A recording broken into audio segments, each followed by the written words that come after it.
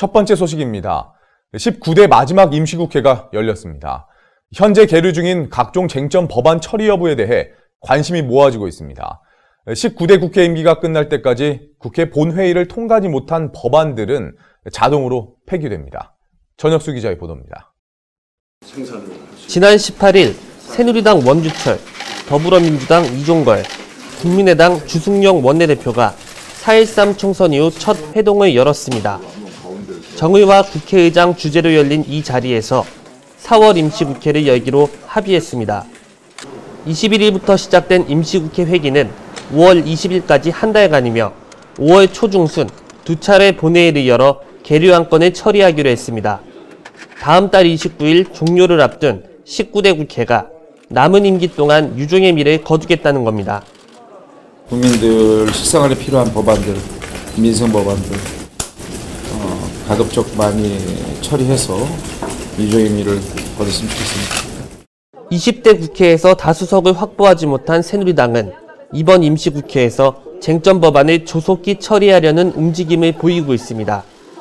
하지만 1당으로 올라선 더민주와 3당으로 약진한 국민의당과의 입장차가 큽니다. 새누리당은 노동사법과 서비스산업발전 기본법, 사이버 테러 방지법 제정을 우선 처리 대상으로 꼽고 있습니다. 더민주는 정부가 역점을 두고 추진한 테러 방지법 개정과 함께 세월호 특별법 개정 및 특검 도입을 주장하고 있습니다. 세월호 특별법에 대한 재개정, 그리고 시행령에 대한 개정, 특별검사 임명을 위한 국회 의결. 국민의당은 노동사법에 대해서는 여당과 어느 정도 의견을 같이 하지만 세월호 특별법 등 일부 쟁점 법안에 대해서는 더민주의 손을 들어주고 있습니다. 여야 간 협상을 주도해 적극적인 법안 처리에 나선다는 입장입니다. 양당제는 계속 반대만 하고 있지만은 한 명이 들어가게 되면 그런 것에 대한 조정이 필요하지 않겠냐 해서. 현재 법사위에 계류 중인 법안은 93건이고 이 중 무쟁점 법안은 11개입니다. 이 가운데 일명 신해철법으로 불리는 의료사고 피해 구제법 등 무쟁점 법안은 이번 4월 국회에서 처리될 것으로 보입니다. 하지만 쟁점 법안에 대한 여야의 시각차는 총선 이전과 달라진 게 없어 19대 마지막 임시국회는 별다른 성과 없이 막을 내릴 것이란 전망이 나오고 있습니다. TBK 뉴스 전혁수입니다. 최근 일본 규슈 구마모토현에서 발생한 강진의 영향으로 5년 내 한반도에도 최대 5.5 규모의 지진이 일어날 수 있다는 관측이 나왔습니다. 규모 5.5의 지진은 서 있기 곤란할 정도로 흔들리고 건물에 금이 가는 정도입니다. 진용준 기자의 보도입니다. 지난 14일 일본 구마모토에서 발생한 규모 6.5의 지진과 16일 발생한 규모 7.3의 지진.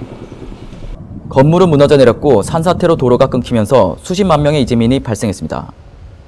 게다가 대규모 단수와 단전이 이어져 피해 주민들의 고통이 더해지고 있습니다. 구마모토 지진 영향으로 우리나라에서도 부산 등에서 흔들림이 감지됐는데요. 이번 일본 지진은 앞으로 한반도에 영향을 미칠 것이란 관측이 나왔습니다.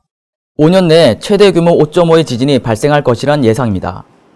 과거에도 1995년 고베에서 규모 7.2의 지진이 발생하자 1년 11개월 뒤인 1996년 영월에도 규모 4.5의 지진이 발생했습니다.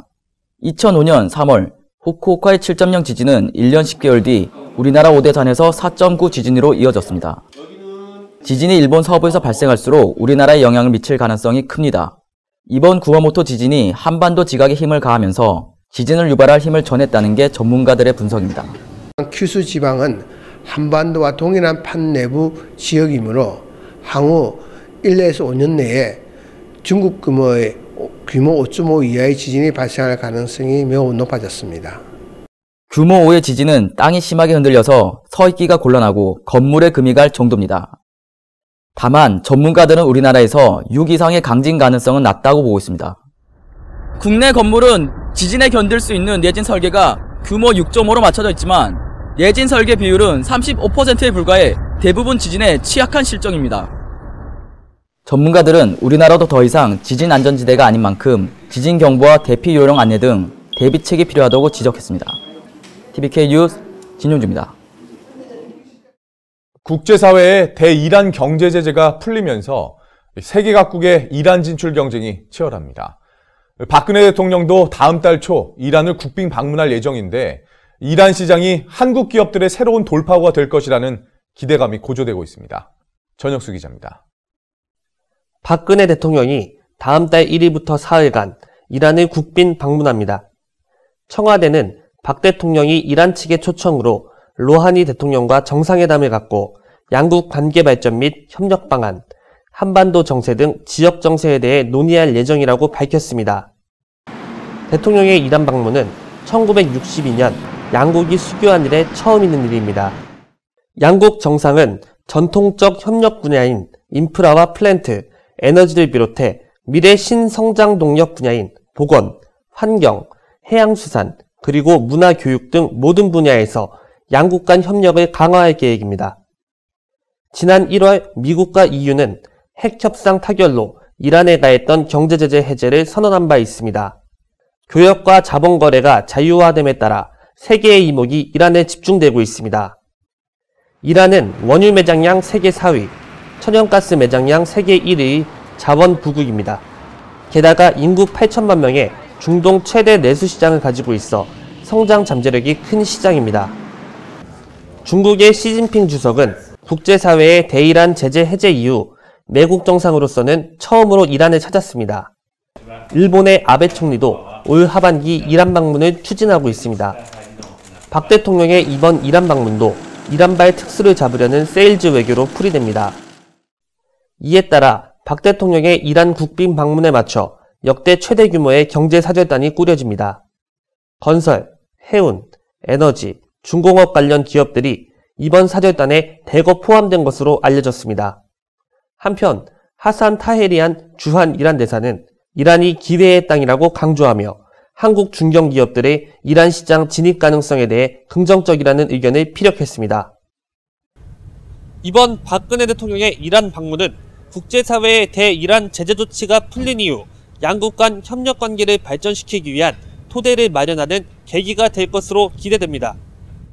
또한 이란의 핵포기 사례와 관련해 북핵 문제 해결을 위한 이란의 협조도 이끌어낼 것으로 보입니다.